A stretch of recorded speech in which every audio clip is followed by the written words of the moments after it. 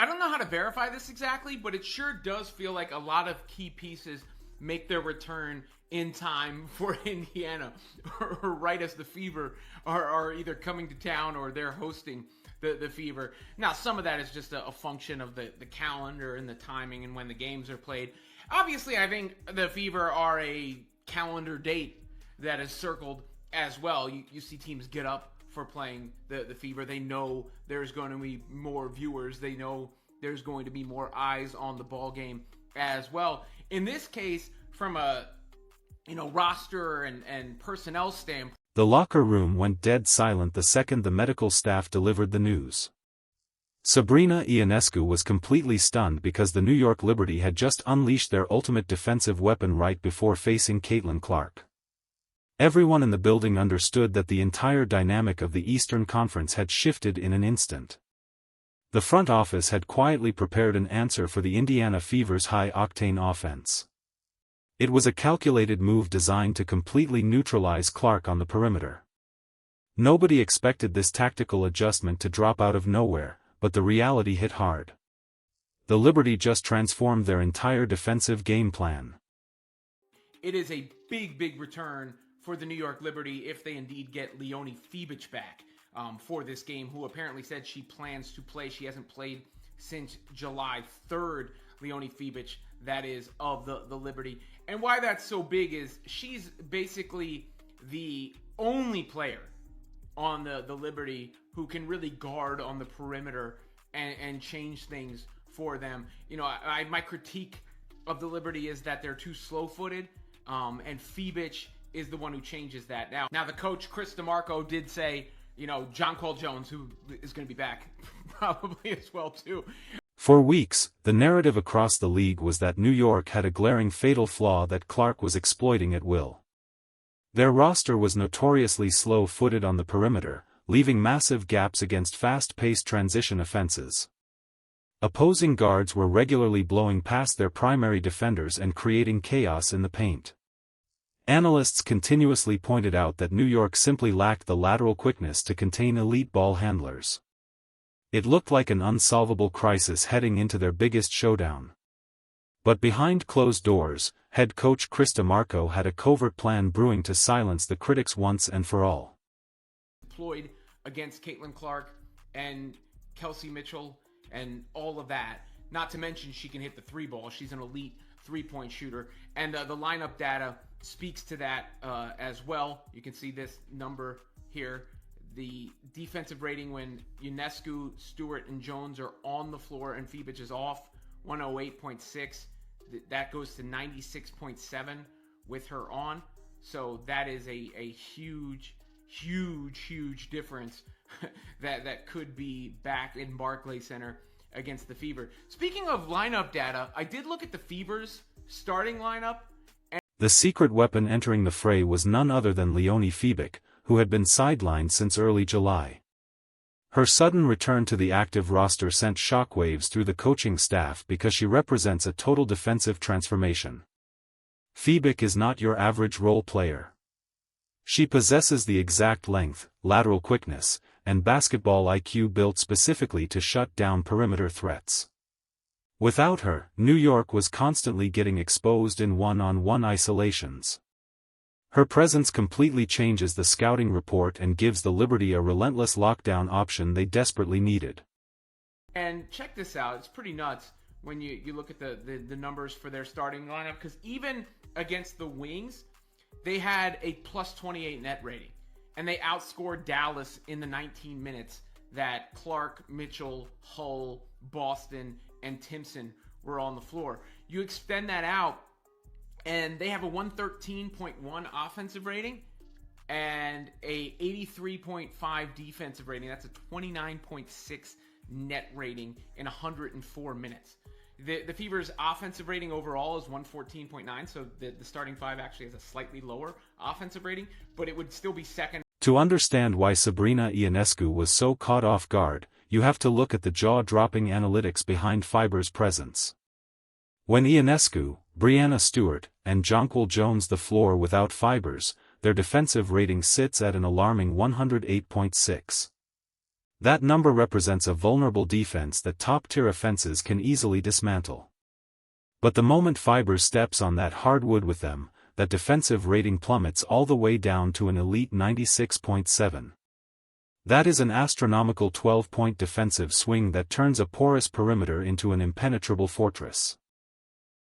Plays that Monique Billings is on the positive end of lately. But, that's the way that the Fever have played against the Liberty. And you remember that last game where Caitlin Clark got Breanna Stewart out on the switch and hit the three over her. She got Hans Schuh out on the switch and hit the three over her as well. The Fever can have their way, but they have to make sure that they don't hesitate either. Caitlin Clark, that goes for her. You watch this play where she had Awa Kuer out there, and Kuer is a much better defender on perimeter, much quicker. But you can look at Stephanie White. This should be a shot. From this is not just about perimeter containment. It is about completely taking away the airspace Caitlin Clark thrives on. Fibers is a long, versatile defender who can fight through high screens, recover instantly, and contest deep three-pointers without fouling. In previous meetings, Indiana consistently exploited mismatches by dragging New York's bigs out to the three-point line. Clark had her way pulling up from deep whenever she got a switch. With Hebeck back in the rotation, those easy switches vanish, forcing Indiana to rethink their entire offensive execution. Out there, and Kuer is a much better defender on perimeter, much quicker. But you can look at Stephanie White. This should be a shot from Caitlin Clark here. She can't hesitate. She did that too much against the Wings in a couple situations where she hesitated, where she really shouldn't have hesitated. And you see Stephanie White's reaction in the background. Why didn't you take that shot? And that's the one she wound up getting blocked on. She's got to go back to doing what she did against the Liberty and taking that shot. I mean, she even said that she likes taking those shots against the taller players because she can get it off. On top of that defensive prowess, Hebeck brings an elite shooting stroke that completely stretches the floor on the other end. She is a lethal three-point marksman who punishes teams for helping off her in transition. Opposing defenses can no longer collapse on Stewart and Jones inside without leaving a dead-eye shooter wide open on the wing. It creates a terrifying two-way problem for Indiana, who already struggle to balance their defensive assignments against dynamic scoring teams. The Liberty effectively gained an elite stopper and a floor spacer in one single move. You can get the arc on the shot, so that's one thing to make sure that the Fever do is capitalize on those looks, and Caitlin Clark takes them. Then I think another thing they have to work on is getting the ball back to Caitlin Clark. This has been a problem as of late. When she gives it up, she does not get it back. Aaliyah Boston here does not look her way when that should be a pass to Caitlin Clark. She looked ready to shoot on that play. She didn't get the ball.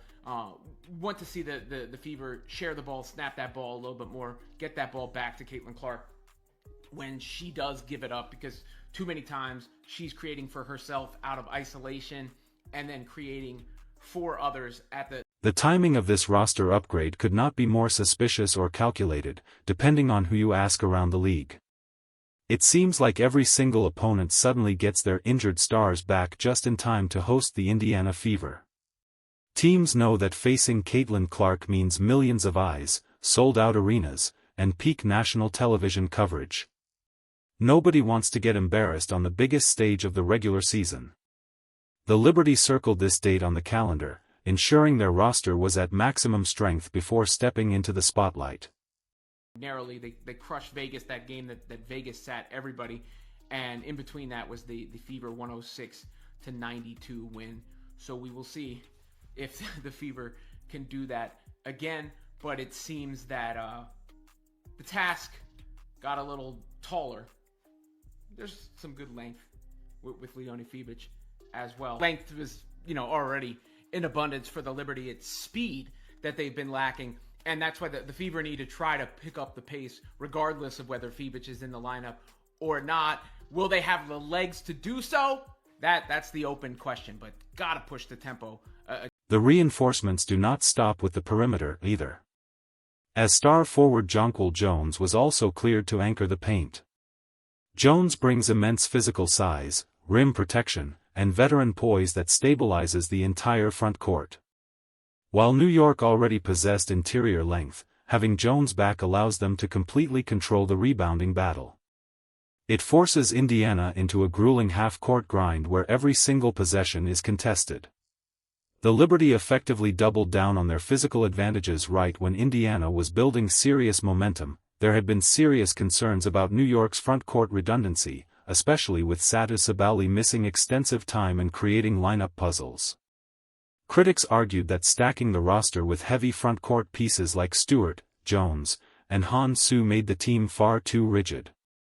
They simply did not have the agile athletes capable of keeping up with a fast-breaking backcourt.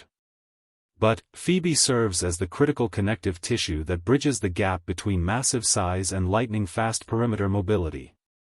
She solves the exact problem that threatened New York's title hopes. Meanwhile, the Indiana Fever have quietly developed one of the most statistically dominant starting lineups in the entire WNBA.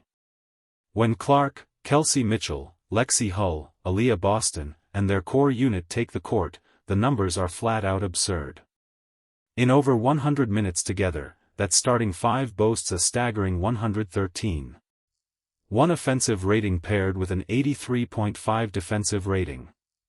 That generates a mind-boggling plus 29.6 net rating that blows away nearly every other starting group in professional basketball.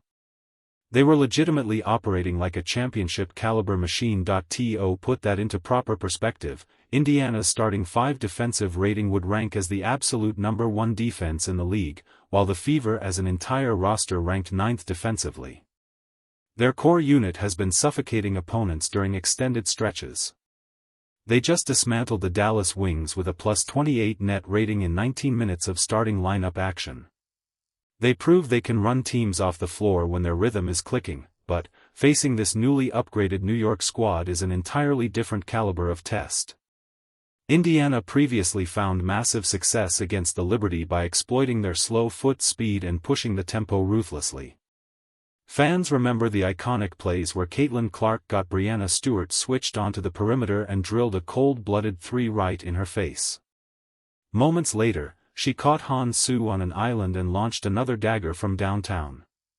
The Fever scored 106 points in their previous victory by turning New York's size into a massive liability.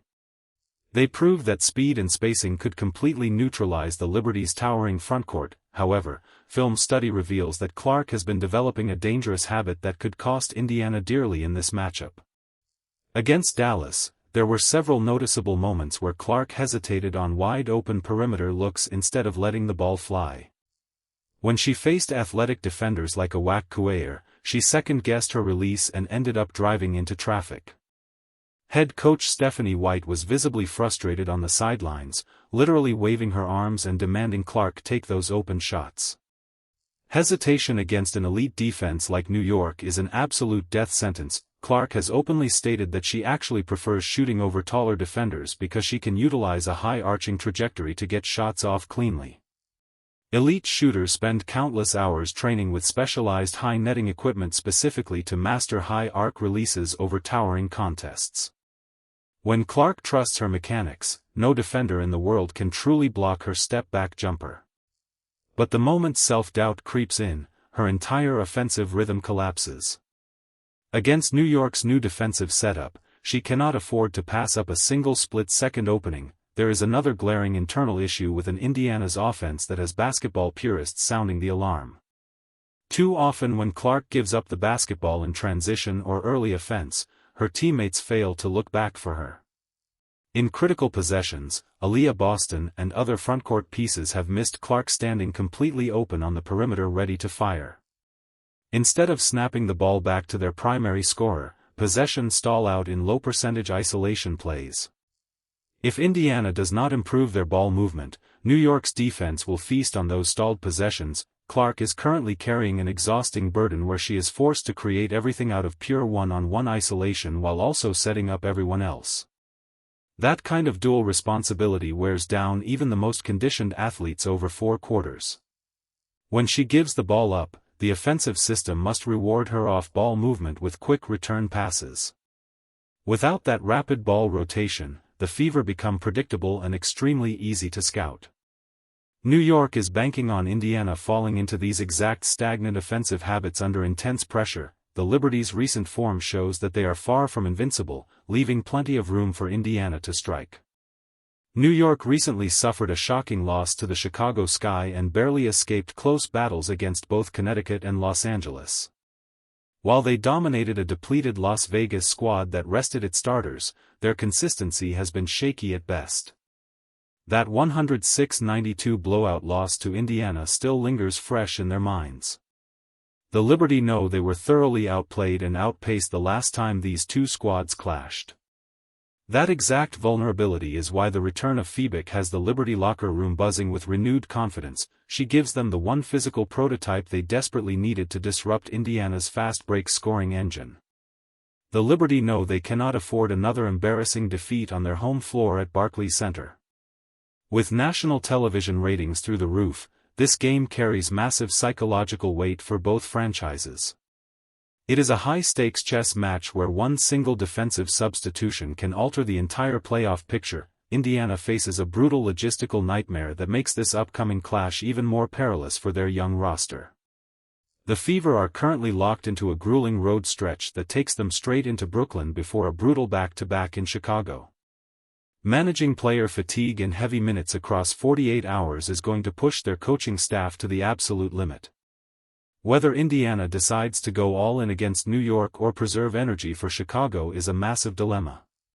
Road fatigue has ruined countless promising winning streaks across the league. To survive this New York gauntlet, the game plan for Indiana must remain absolute. Push the pace and run them off the floor. Regardless of who is on the court, the Fever must relentlessly attack before the Liberty can set up their half-court defense. Monique Billings and the bench unit must provide high-energy minutes to keep the starting core fresh. If Indiana allows the game to slow down into a physical half-court slugfest, they will play directly into New York's hands. Speed is Indiana's greatest equalizer against towering front courts. The burning question remains whether Indiana's legs will hold up under the relentless physical pressure New York intends to bring. Clark will see multiple defensive looks, hard traps, and aggressive closeouts from the moment she steps across half-court. Fibisha's length will test Clark's deep-range accuracy and force her to make split-second passing decisions under duress. Every single possession will demand supreme mental focus and flawless execution. The margin for error has officially shrunk to zero for the young Indiana squad. Sabrina Ionescu and the Liberty understand that their championship pedigree is being tested in front of millions of fans. Bringing back key defensive pieces was the necessary counter-move to combat the fastest-rising offensive juggernaut in basketball. The stage at Barclays Center is set for a historic high-intensity battle that will redefine the Eastern Conference hierarchy. Indiana proved they can beat the giant, but New York just built a brand-new defensive fortress. The chess pieces are in place, and neither side is willing to back down. In professional basketball, talent wins regular season games, but tactical adaptations and relentless depth define true championship contenders. The Liberty showed their hand by rolling out a game-changing defensive weapon specifically tailored to neutralize Caitlin Clark's explosive scoring threat. Now, the ultimate burden falls squarely on Indiana to prove their record-breaking offensive system can dismantle any defensive puzzle thrown their way. As the spotlight shines brighter than ever, this rivalry is evolving into an all-time classic battle of wills.